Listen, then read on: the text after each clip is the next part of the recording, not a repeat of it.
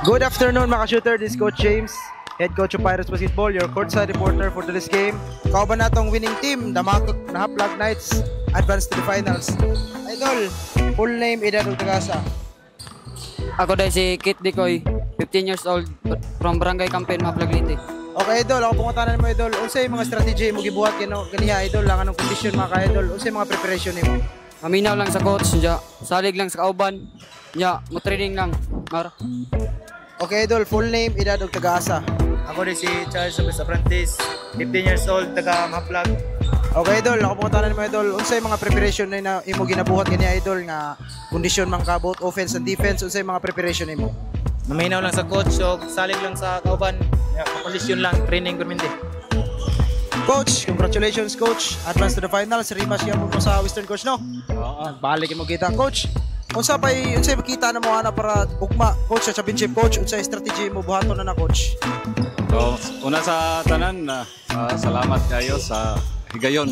Gitagaan gapon mi og chance nga makalaban sa finals. So, preparation na mo, murag dili ba yung kayo ligon, pero amo lang yun di pa ng kamutan na makaabot mi sa finals. So naganiusa na mo na injury pod karon.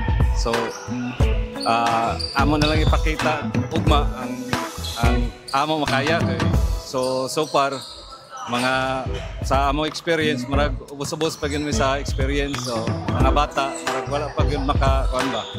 So salamat lang ko sa mga bata nga maminaw pod niya teamwork.